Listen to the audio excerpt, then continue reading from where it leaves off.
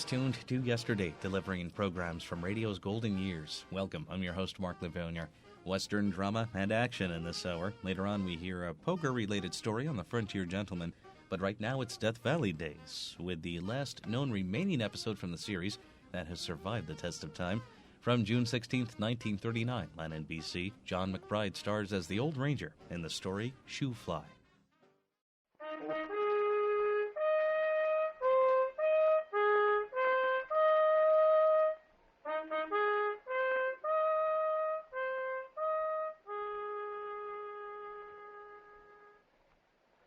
As the old morning bugle call of the covered wagon trains dies away among the echoes, another true story of Death Valley Days is brought to you by the Pacific Coast Borax Company, who give you also the miracle of borax in 3 convenient forms. 20 Mule Team Borax for household use, 20 Mule Team Borax soap chips in the big blue and yellow sunshine box for washing clothes and dishes, and Boraxo for toilet use. Our mail these days has plenty to say about Boraxo. I was delighted to see your Boraxo dispensers at the San Francisco World's Fair. I'm so glad to find Boraxo as regular equipment at Standard Oil service stations. I was visiting friends at their ranch and found they ordered Boraxo in case lots and had cans in the wash house for their cowhands who were just crazy about it. My little girl goes to a private play school for children of preschool age, and she says the teacher makes them all wash up with Boraxo. My husband is a mechanic. He taught me to use it. It certainly can take the dirt off and still leave the hands soft and smooth. I work in the hosiery department of one of Los Angeles' leading department stores. Our buyer has taught us girls to use Boraxo so our hands will be smooth enough not to snag the stockings when we run our hands into them to show customers. There are many thousands of enthusiastic Boraxo users like these. They come from all walks of life, all occupations. And they all say the same thing about Boraxo. It does take the dirt off, even ground-in dirt. Even a young child can use it freely for knees and ankles and elbows, as well as hands. Boraxo comes in a sanitary pour-top can. The contents stay clean and dry. It can be used very economically.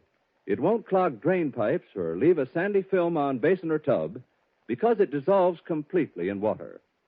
Boraxo is a scientific blend of fine toilet soap and the famous 20 Mule Team Borax. There is no other product like it.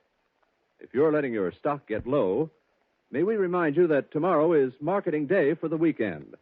Order 2 or 3 cans and put them in bathrooms and kitchen.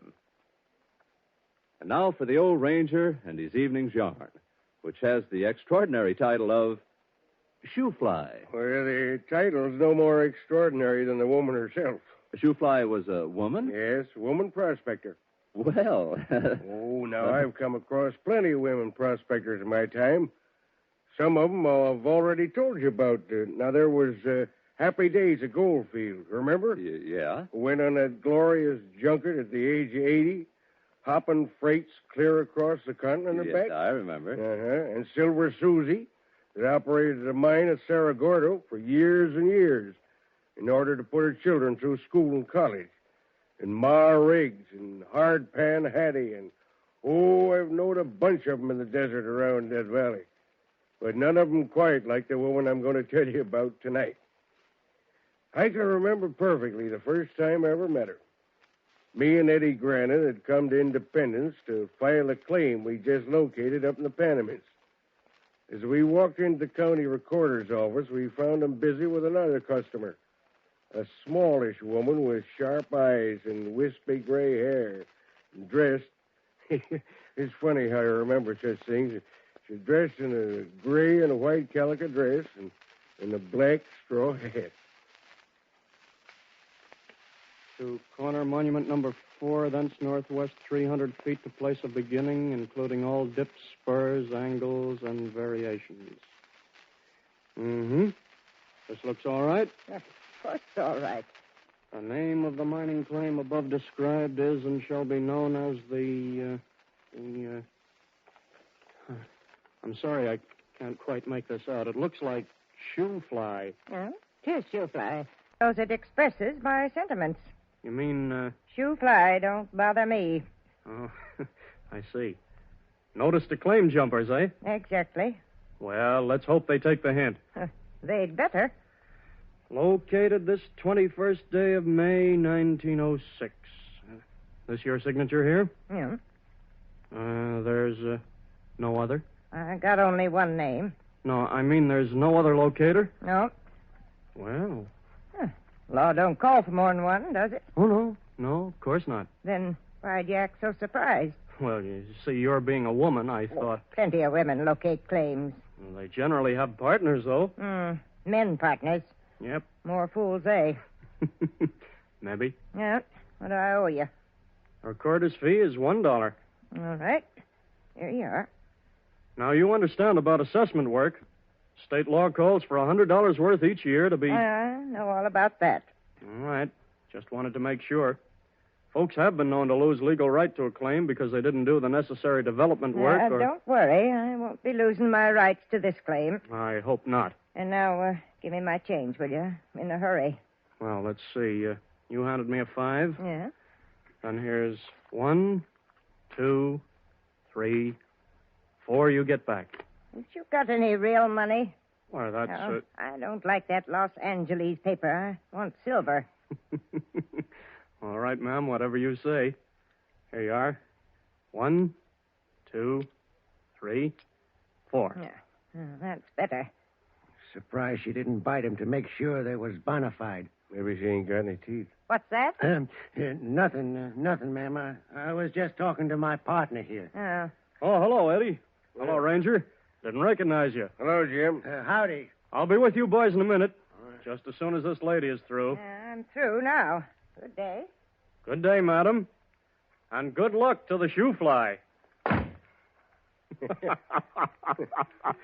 Shoo-Fly, don't bother me. Shoo-Fly, don't bother me. Shoo-Fly, don't bother me. I belong to Company G. Gosh, what a charter. Hey, who is she, Jim? I don't know. I never saw her before today. If you never see her again, it'll be too soon, huh? Well, I know 2 desert rats I am glad to see. Where you fellas been all this time? Oh, scratching around. Did you find anything? Would we be here if we hadn't? Hey, you sound like old Shoo-Fly. Hey, now, you look here. What have you located this time, boys? The lost gun site? Maybe. It's silver, anyhow. And in the Panamints. Here's a copy of the location notice. Well, let's see it. Uh-huh.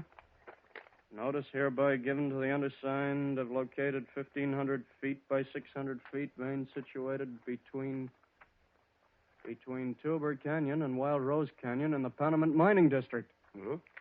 Wow. That's a funny thing. What is? Why, that's the same locality as where she just located her claim. Who?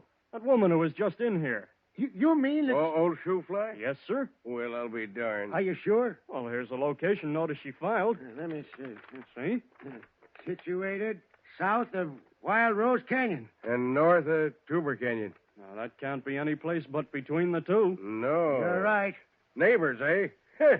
Well, that'll make it nice. I don't think. Well, we run out of butter and eggs where we can borrow from her. If we get lonesome evenings, why, we... Remember the lady's sentiments, boys. Shoo-Fly, don't bother me. Shoo-Fly, don't bother me. Shoo-Fly, don't bother me. I belong to Company G. Shoo-Fly, don't bother me. Shoo-Fly, don't bother me. Shoo-Fly, don't bother me. I belong to Company G. Well, the hot weather set in about then, and Eddie and me quit the desert for several months. The time we was ready to go back and start work on our claim, we'd forgot all about our Shoo-Fly neighbor till we was part way up the canyon. Hello. What's the matter?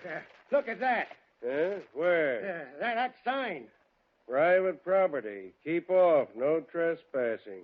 Penal code provision. Well, can you beat that? That ain't all neither. Look. A chain across the trail. Yeah. Just in case you can't read. Well, who in tarnation did that? Whoever it is, they ain't got no right to put a barrier up across this canyon. How do they think we're going to get up there to our property? No trespassing. Penal code provisions under Section 587 to 625. Is that a threat, do you reckon? It'll take more than that to scare me. Get up, Chili. Wait a minute, Eddie. What are you going to do? Well, right under it. Well, it's pretty low now. I don't think you can negotiate, not unless you unpack. Well, then we'll take it down. Is it padlocked? Huh?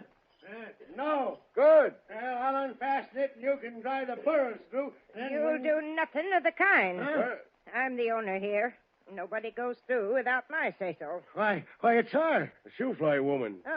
Oh, you know me, huh? Well, yes, of course. We was in the county recorder's office the same time you was, last June. And he blabbed to you, did he? No, certainly not. Well, we couldn't help overhearing the name of your claim, though. And its location and a few other important things. Well, we did... And now you come snooping around to see what I got. Oh, not at all, ma'am. Well, you won't have a chance to see nothing, because I'm letting nobody pass this chain. Yeah, but, madam, And if you try to force your way past, you'll get this. Hey, wait a minute. A gun. Yeah, loaded, too, and I'm a good shot. Well, now, listen, ma'am. You heard what I said. We're good. Go on, vamoose. Well, let me explain. No back talk now. We ain't trespassers. No. No. Huh. Didn't look like it taking down that chain. We got a claim further up the canyon. Ah.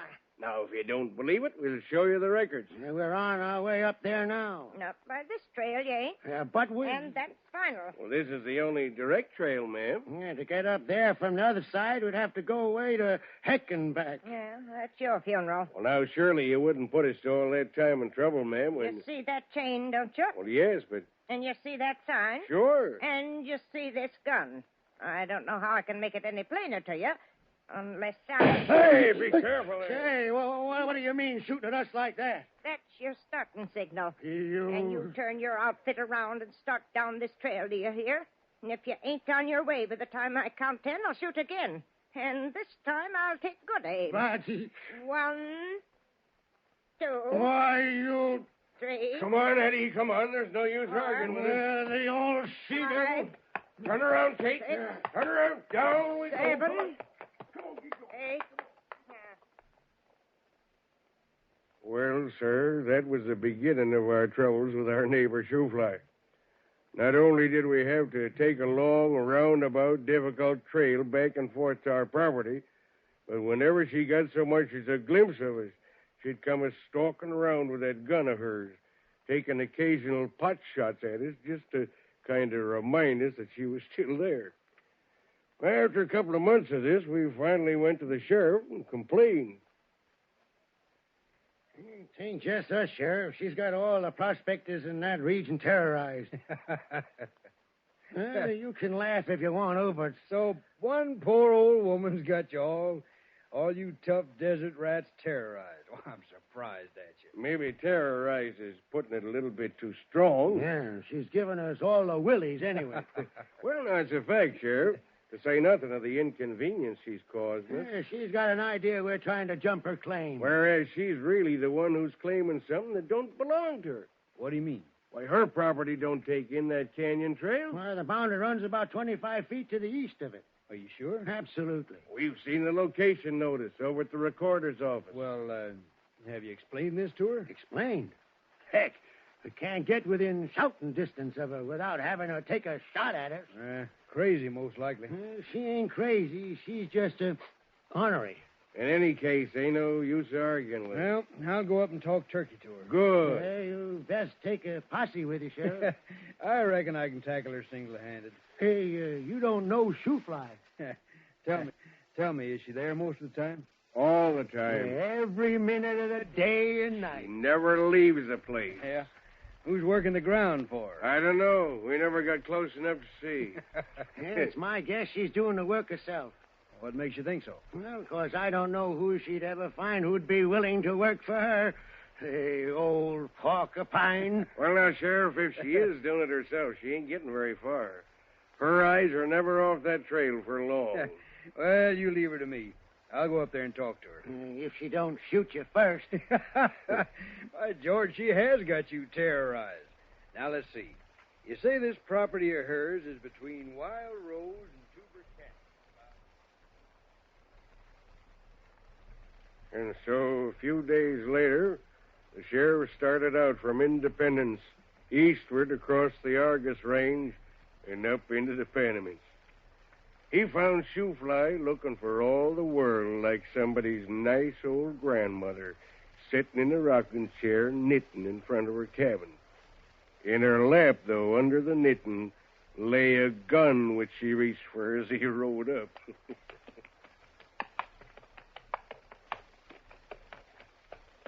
Howdy. You can't get up the canyon this way, stranger. This is private property. The Shoo-Fly, if I'm not mistaken. Right. You're the owner? I am. Then you're the person I come to see. Shoo-Fly ain't for sale, mister. I'm hanging on to it so you can turn right around and go back where you come from. I'm not interested in buying your mine. Then what do you want? I happen to be the sheriff of Inyo County. Oh, well, you can't scare me. No. No, I understand you're not exactly the timid type. Been hearing complaints about you lately from some of our citizens. Seems you're not behaving in a very friendly fashion towards you. Got to protect my property against claim jumpers. Nobody's trying to jump your claim, ma'am. They would if I give them half a chance. They think just 'cause I'm a woman and an old woman, they can walk right onto my ground. If you're talking about the trail up the canyon, that don't belong to you. You see that sign, don't you? Yeah, sure. But that still don't make it yours. Your claim don't come within 25 feet of that trail. Why, listen, I located I it. know exactly what you located. Got the papers right here in my pocket. Oh. Now, you've got to take that chain down from across the trail and let folks by. I'll do nothing of the That's kind. a public right-of-way, and you can't block it. Well, Either you take that chain down, or I'll take you along with me back to Independence. Why, you can't do that. Oh, yes, I can. I'm the sheriff of this here county, and I can arrest you and lock you up for 30 days or 60 days or whatever length of time the judge decides would be good for you. You're in league with them claim jumpers, I know. They want to get me away from here so they can take possession of the Shoo-Fly. Now you're talking nonsense. Come on, let's see you take that chain down. Well, I don't like to arrest ladies, but if I have to... all right, I'll take it down. Good. Sign's going to stay where it is, though. I've no objection to that. Well, go ahead. Chain padlocked. I don't know if I can find the key. I'll wait till you do. I think maybe Ah Sing's got it. Who's Ah Sing? Man that works for me. Oh, Chinaman, huh? Yeah. Where is he? He went down this morning with a load of ore. He won't be back till tomorrow sometime. Oh? Well, then I might as well make myself comfortable. You gonna wait? Yep. Not gonna budge till I see that chain down. He might have left the key in the cabin. Or, it just might even be in your own pocket. Eh? Well, no harm in looking, anyway. Yeah, I thought so. Well, let me have it. I'll do the unlocking myself. Yeah, just as you say. Only be quick about it. I've got to get back to Independence today.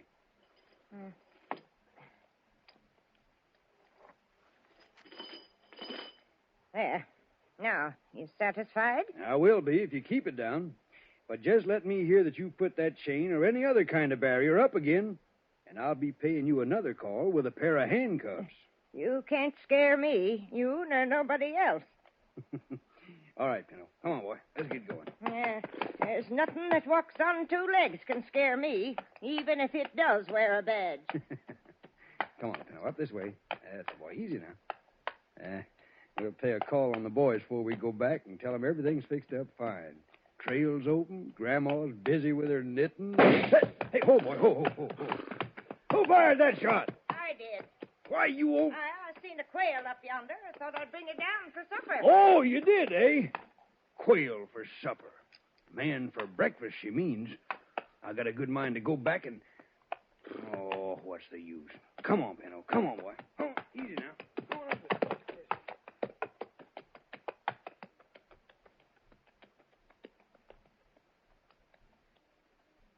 When the sheriff told us he'd put the fear of the law into old Shoo-Fly, we had our doubts. And we soon found our doubts was justified. She didn't put the chain up again across the trail, but... It might just as well be there, Sheriff, for all we can get by. Why, she sits there in that rocking chair of hers and pops away at us with her gun if we so much as come within hailing distance. Oh, she don't ever hit you, though. 'Cause we duck. Oh, she wouldn't hit you anyway. It's just a gesture, this shooting. Why, she done the same thing to me the time I was up there. Oh, you didn't tell us about that. Well, wasn't worth mentioning. Shot at you, did she? Well, she said she was aiming at a quail. And you let her get away with it? You're a fine sheriff. Why didn't you arrest her and throw her in jail? Well, Yeah, 'cause she's got him buffaloed like all the rest of us. no such thing. Then go and arrest her now. I would if I... Oh, I know there'd be an if. Now, listen, fellers, I'll admit this Shoo-Fly woman's an annoyance. Annoyance? She's a menace. Now, Eddie, come. Well, she really is a public nuisance, Sheriff. We can't work our claim like it ought to be worked with her around. Yeah, she's driving everybody away from there. Well, I'd like to do something about it, and I will when I get the time to go over there again.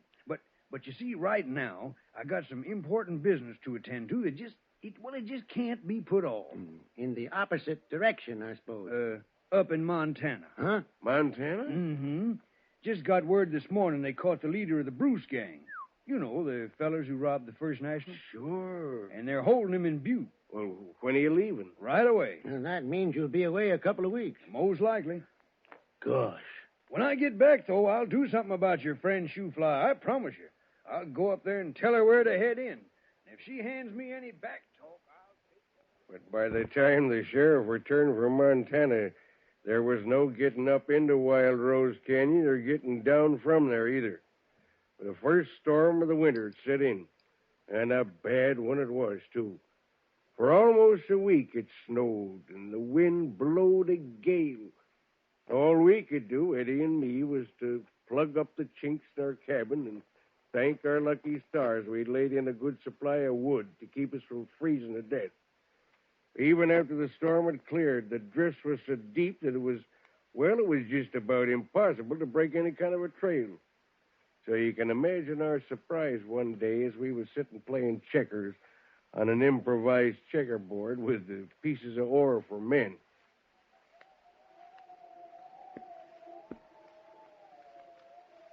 Yes. Your move. Well, now, let me study this situation for a minute. Now, wait a minute. Now, if I move this feller, you'll jump me. Uh-huh. Yeah. Now, on the other hand, if I leave him where he is, well, you'll take... It is somebody a-knocking. Yes, it is. Let me in. My gosh, it sounds like... It is. Shoo-Fly. Yes. Thank the Lord you're here. I was afraid maybe you'd gone, cleared out before the storm. No, we've been here right along. Come in. Here, let me give you a hand. Well, if you hadn't have been here, I don't know what I'd have done. I couldn't have went back to him. Oh, I couldn't. Pull that chair up for her, Eddie, by the stove there. All right. That's it. She's half frozen. Oh, it ain't the cold that's making me shiver. It's... Here, how about some whiskey? No. Yeah, you'd better. No. It'll do you good, ma'am. That'll warm you up. Here, put new life into you. Didn't do him no good. He just turned bluer and bluer. Who? I'll sing. Who? I'll sing. Chinaman is working for me. Did you ever see a Chinaman turn blue, mister? Well, it ain't blue exactly. It's green. Yellow and blue, that makes green, don't it? Well, what are you talking about? I'll sing. Well, is he sick? Dead. What? Dead? Yep. When? Where? Oh, 4 or 5 days ago. Last Tuesday, I think it was. Over at your place? Yep. Gosh. Yeah. What was the matter with him? I don't know. He took bad all of a sudden with pains. I brought him into the shack and done everything I could for him, but he just got bluer and bluer. Then he had a convulsion and he died. Good Lord. Where's he now? Right where he died, of course. Where do you think? Right where he's been for the past 5 days and 5 nights. Laying on the bunk, just a-staring and a-staring. Well, now, you'd best have some whiskey, ma'am. No. Why, after what you've been through, why? You stayed right there with him all this time? Nothing else I could do. I couldn't get out with the blizzard raging, and I couldn't put him out. Oh, no. I didn't have the nerve. 5 days and 5 nights. Snowed in with a corpse. Gosh. It was awful. The nights especially. Storm howling outside. Him laid out there so... Oh, I never knowed before what it is to be afraid. I've always said there was nothing in God's world could scare me. But when it ain't in this world, when it's something dead, stiff and staring. You take it easy now, ma'am. Yeah. Try not to think about it. Well, as soon as the storm cleared, I got out. I knowed I couldn't make it all the way to Darwin, but I figured I might be able to make it up here to your place. I don't know how you ever did it with no trail broke. You let me stay here, won't you? Why, of course. Sure. You just make yourself comfortable here for the night. In the morning, we'll all go back up to your place. Not me. All right, then. You can stay here, and Eddie and me will go over and tend to things. I'm never going back there. What? I'll never set foot on that ground again. You mean that I'm quitting. You going to sell out? Oh, sell out or just clear out. I'm all through with the Shoo-Fly. And I'm all through with the Panamints in the desert. Hey, man. Oh, well, now. You may feel different later on. And I'm not waiting to find out. I'm going back to Idaho, where I come from, just as fast as I can get there. Well, I'll be. Say, hand me that there bottle, will you, Ranger? Yes, sir. A lady may not want a drink, but I do. Yeah. Did our thing, did he have a wife and children, ma'am? No family at all. Well, for a Chinaman, that's a calamity. He'll leave no descendants. Yep. Well, I hereby appoint myself his descendant by adoption. To bury him proper, protect his effects, and set off firecrackers in his honor at least once a year. To our Sing, my neighbor and revered ancestor. Program you've just heard is another true story of Death Valley days. Presented for your enjoyment every Friday evening at this hour by the Pacific Coast Borax Company. Next week, the old Ranger plans to tell you about the telephone operator who had her finger on the pulse of Goldfield for 33 years. The artists featured in tonight's Death Valley Days program were Irene Hubbard, the old Ranger John McBride, Milton C. Herman, Frank Butler, and Jeffrey Bryant. This is George Hicks speaking. This is the National Broadcasting Company. KFI Los Angeles. Death Valley Days on Tuned to yesterday from June 16th, 1939 on NBC. You're listening to an hour of old-time radio westerns on Tuned to yesterday. I'm your host, Mark Lavonier. And now The Frontier Gentleman in a March 30th, 1958 broadcast on CBS, foreshadowing roles that actors Virginia Gregg and Ben Wright would play on a preceding CBS western starring the same leading man, John Dehner. They play two Chinese citizens in this next broadcast, and in Have Gun Will Travel, they were Chinese employees at the Carlton Hotel in San Francisco. This next episode, which features the trio of actors, is called Gentle Virtue. At Deer Lodge in Montana Territory, I met a very unusual young lady. Her Chinese name was Chen Shuk Yi, which in English means gentle virtue. This is her story.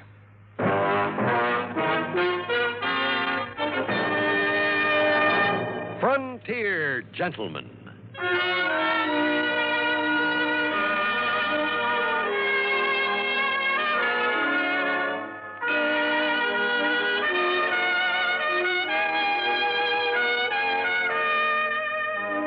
Herewith an Englishman's account of life and death in the West. As a reporter for the London Times, he writes his colorful and unusual stories. But as a man with a gun, he lives and becomes a part of the violent years in the new territories.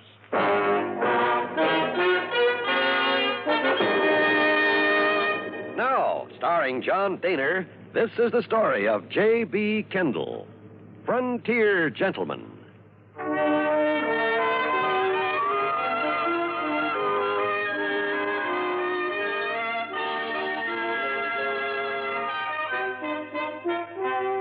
In Montana Territory, there is a mining town which has been known variously as Cottonwood, Spanish Forks, and La Barge. Now it is simply called Deer Lodge.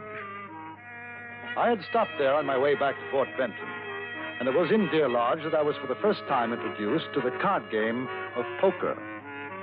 It all began innocently enough after I struck up a friendship with Billy Moore, a prospector whose claim lay a few miles from town. You might call me kind of a cross between a river sniper and a desert rat. River sniper's what I am here, gold panning like this. Of course, my diggings is back there on the hill. but I ain't hit nothing much yet. Stream's not bad, though. Keeps me going. It's a lonely job, I imagine. Sometimes. You ever think of settling down? Getting married? Sure. Sure, when I strike it big, I may do that. Meantime, there's Deer Lodge close by. Don't get time to be lonesome there. I haven't noticed you're much of a drinking man. Oh, I ain't. But there's always a card game. Faro, three-card Monte, poker. Poker's my game. Nothing I like more than a night or two of poker. Do you win? Not much. Stay about even, mostly. How about you? Never played the game in my life. You never played poker? No.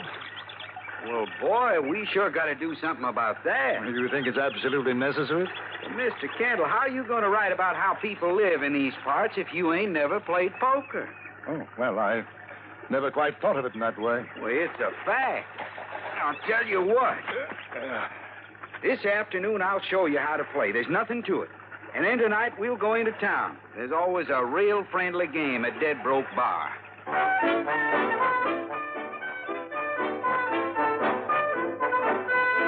That evening, we rode back into Deer Lodge. Billy had pronounced me an able student, and that with caution, I might even add $1 or $2 to my diminishing funds. I had promised to limit myself to play with $50 and no more. When we arrived at the bar, Billy led me to a table in the back room. 2 men were there. One, a meek-looking fellow whose expression was one of constant, hurt surprise. The other was a lanky, dark-faced chap. Billy introduced us. This here's J.B. Kendall, boys. Turkey Johnson and Neil Daggers. How do you do, gentlemen? Kendall's a newspaper fella from England, writes for the London Times, out here looking this over. Give us some chips, Turkey. How's it going, Billy? Any pay dirt? Oh, about the same. I ain't complaining. What about you? I'm going to give it another week, then I'm pulling up stakes. You, Turkey? Look, you want to play or talk? Turkey ain't in the mining business right now, Kendall. Oh, I see. Trying to get a stake play in poker. The trouble is he keeps on losing. You feel lucky tonight, Turkey? And one of these days you're going to get lead poison if you don't shut your mouth. Nice friendly cuss, ain't it? Them blue chips is worth $5, Kendall. The red's 2, the white's 1. High card deals. King, Jack, 8, 4. Your deal, Kendall. Hmm? Oh, yes. Roll the cards, boy. 5? 5. Oh, now, wait a minute. Something the matter? In these parts, we cut the cards, mister. He's kind of... I'm he don't mean terribly no sorry. harm. I'll cut him. Roll him around, kid. Never did cut you playing with a greenhorn. Sorry. Oh, just deal, mister.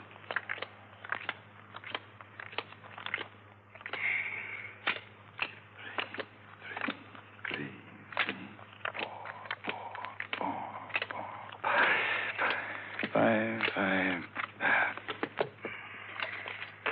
Open. $1.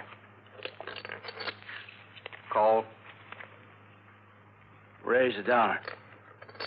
No, thank you. Not for me, neither. I got a feeling you're telling a windy, Turkey. I'll see you. Give me 3 cards, Kendall. I'll take 2. Billy won the first hand and the second.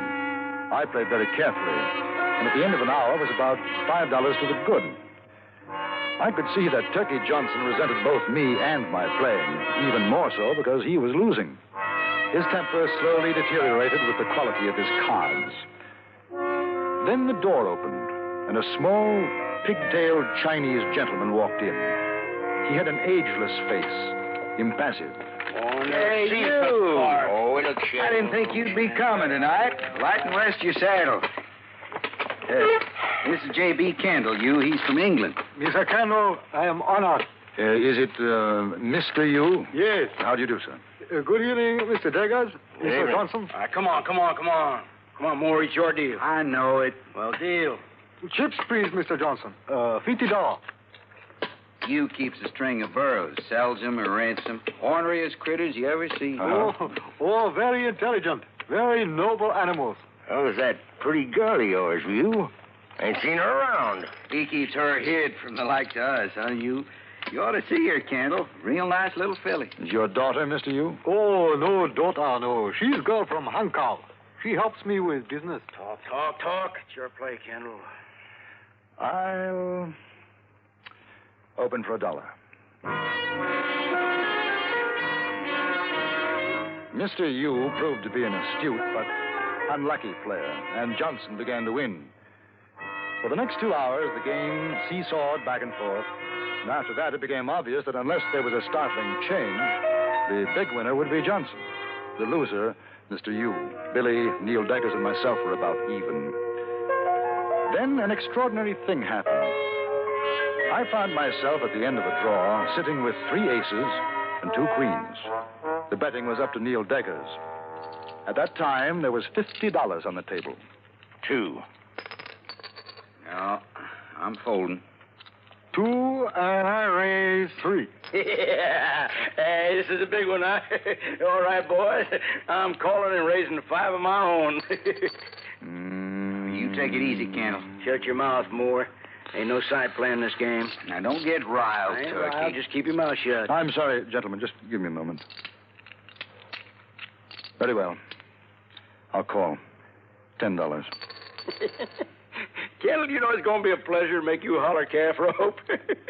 Ain't going to be no beginner's luck in this game. Your play, Mr. Yu. And 25. Sure am glad I'm out of this one. You're 25 and up 25. Kendall, you better get out. Son of a gun, I'm saying for the last time, Moore, you shut your mouth. Now, listen, Turkey, he's a friend of mine. Mr. Johnson, he's quite right, Billy. I'd like to buy some more chips, please. 100. Well, what's your play, mister? It'll cost you 50. You better not... 50. Man, you ain't gonna have enough left to dust your fiddle. 50 and raise 50. What? There's near 300 in there. Yeah, so there is. I got the deadwood on you boys, but you keep her getting fat, I ain't grumbling. You're 50, you, and my 50. It's another 100, Kendall. Yes. I see. All right. I call. Mr. Tucky, there is $500. I am now without money. Still, I wish to call you back. Oh, that's too bad. Maybe you can get a loan, huh? I no take a loan. Well, what do you say, you? You in or out? Oh, how about them burrs? You want to stake them, huh? No, not burros. But, maybe change shoki? Now, ain't that something? You kidding? The girl should be worth another 100. I seen her, Turkey. She's a looker. If you lose, can you guarantee I'll get her? I guarantee. Well, how can you do that, Mr. Yu? She belongs me. I paid her half a cent from China. You wait, please. I put cards down. Nobody touch.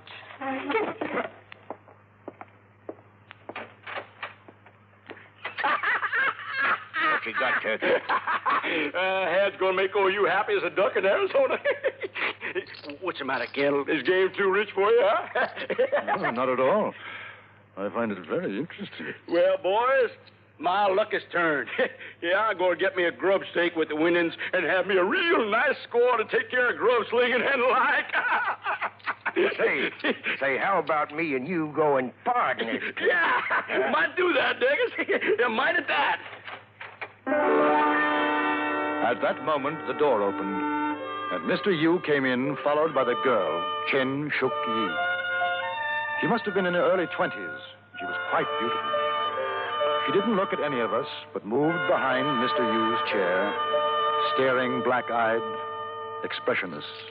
You tell her what happens if you lose? She has been told. You betting her? Yes, I call you bet with Shuk Yi. All right. What do you got? Flush. Hot. All right, you figured. Too bad. Yeah, kings and tenors full. Just a moment, Mr. Johnson. Aces and ladies full. Son of a gun. You have won, Mr. Kendall. The money and the girl are yours. Most honored to meet you, Mr. Kendall. Shookie's belongings are at my house. Do you wish her to bring them now? Well, I understand it is a matter of delicacy. You live at the hotel, Mr. Kendall? No, I'm staying with Billy Moore. Her belongings will be brought tomorrow. Most happy gentlemen. Good night.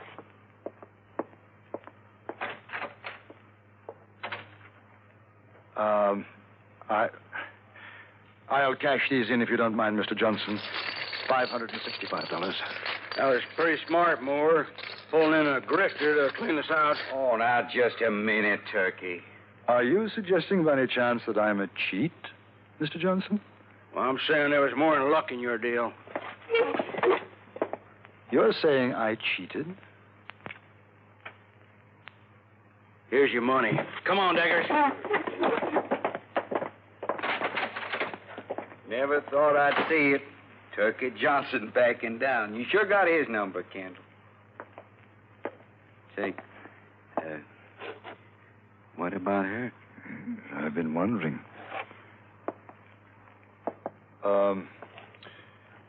Shookie? Yes, Master? No, not Master. I'm Kendall. Kendall. I think you'd better go back to Mr. Yu's house now. Oh, no. Me beloved Kendall now. Mr. Yu, not take Shookie back. I not go back. It ain't gonna do no good, Kendall. He wouldn't have her back. Old Yu's got a lot of pride. He lost her fair and square. She's yours. But I can't. What the devil am I going to do with her? Well, now. A good cook. Men clothes. Very good. You're good enough for me, girl. Billy, we'll have to put her up in your shack until I can think of what to do with her. Well, that's fine with me, Kendall. That's just fine. You and I will sleep outside. Well, now, hold on, boy. I don't mind giving up my bunk. I can sleep on the floor, but there ain't no sense in freezing to death and maybe getting the rheumatics or the heaves. Well, perhaps she could stay at the hotel. I'd get her a room. There ain't room for a skinny tick in there this time of night. All right, then it's got to be your place. Come on.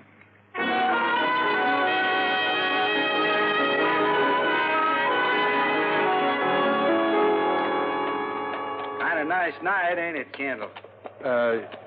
Yes. Stars sure do look pretty. You comfortable, Shookie? Very comfortable. Very nice. Thank you, Kendall. How long have you been over here? 4 years. What made you come? I was slave girl. Mr. Yu sent to buy me. I come. Oh. I like you better. I be good slave to you. No. A slave is not a good thing, Shookie. No one should be slave. In this country, no slaves. You understand? No.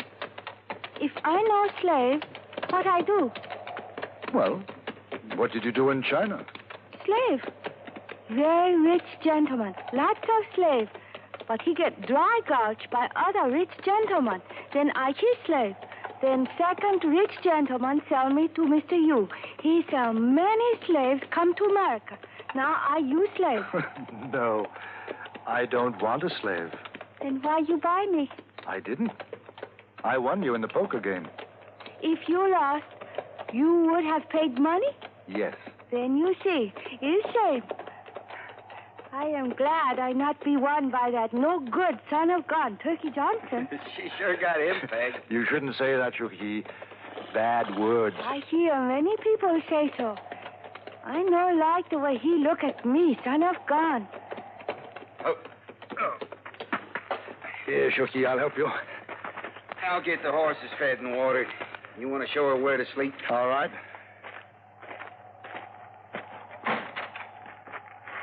This your house? No, it's Billy's. Oh, he very rich man. Mr. You not have wood floor. You'll sleep here on this bunk, Shookie.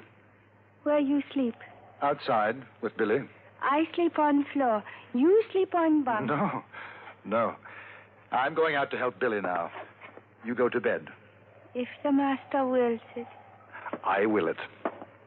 Good night. Billy. Yeah? She bedded down? On the way. Look, this is nothing to laugh at, Billy. What am I going to do with her? She's your slave. You figure it out. I mean it. I can't go traveling about with her. I wouldn't mind it. Billy, it's serious. You think if I have a talk with Mr. Yu... I told you, it's no good. You boys stand right there. Don't turn around or I'll blow your innards out. Turkey Johnson. Take the guns off of them. Sure, Turkey, sure. All right. Now you got my money, Kendall. You throw it behind you real easy like. All right, pick it up, Daggers. Now you go and fetch your gal out. Sure, Turkey. I'd advise you to keep your hands off her, Johnson. Oh, get going, Daggers. You ain't advising nothing, Kendall. I'm going to get you, Turkey. You'll stretch him for this. Why, you got me scared plumb to death. Hey, Turkey! Get here! What do you mean, she's, You must have heard us from going out through the window. Well, find her. What? Dark. All right. Forget the gal. Let's tail out of here. So long, boys. Thanks for the grub steak. I'm going to get the Wait horse. a minute. No, there's no sense without a gun. Should have known. That low down, Shook Yi. no... Shook Yi, it's Kendall. They've gone. Where are you?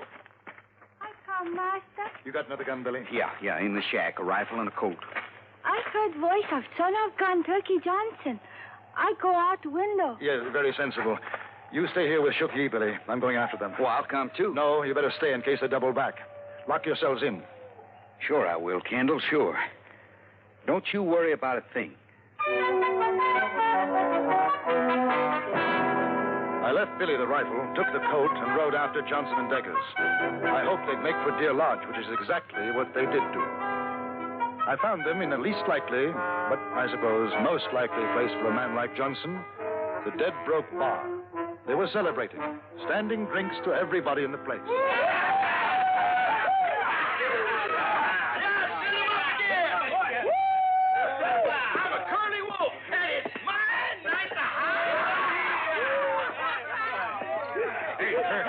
Turkey. Oh, don't bother me, boy. Yeah, Turn around, Mr. Johnson. Well, if it ain't Lord Kendall. What do you say, Your Honor? All right, come on, have a drink. Not with my own money, thanks. Hand it over like a good fellow. Are you loco, mister? Your money? I cleaned you out. Ain't that right, Decker? Sure. Dead right, Turkey. An unfortunate choice of words. I say you're dead wrong. But either way, unless you give it back, you'll most certainly be dead. I'm getting out of here. Yeah, me too.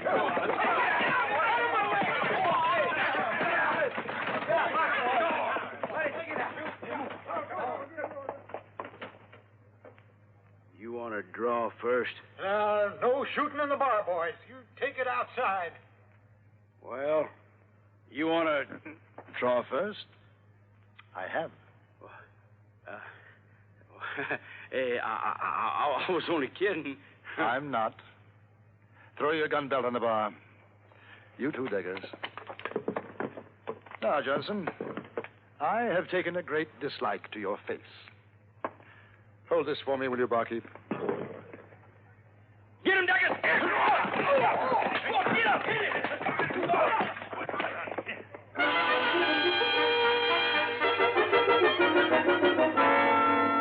Billy, it's me, Kendall. Here's your guns. Oh. Hello, Shooky. Hello. Well, what's the matter? Kendall, I hope you don't take this wrong, but I'd kind of like to buy Shoo-Fly from you. What? You see, me and her, we had a little talk while you was gone, and she takes to me, sort of, and I thought maybe if I married her... He's a strange man, Kendall. You sell me to him. He wants to marry. Well, do you want to marry him? I like.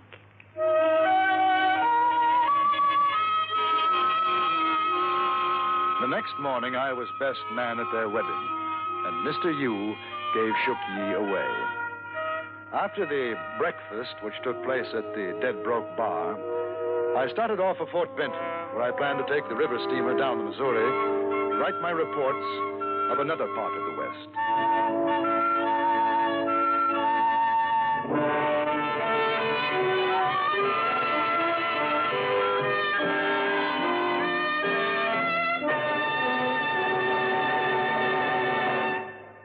Frontier Gentleman was written, produced, and directed by Anthony Ellis and stars John Daner as J.B. Kendall. Featured in the cast were Virginia Gregg, Vic Perrin, Jack Crucian, Ben Wright, and Charlie Lung. Music was composed and conducted by Wilbur Hatch.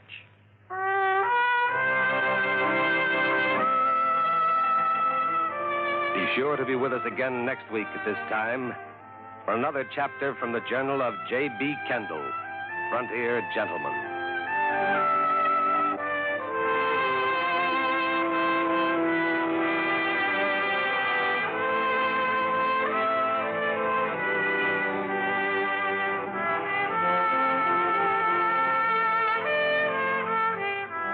Frontier Gentleman has come to you through the worldwide facilities of the United States Armed Forces Radio and Television Service.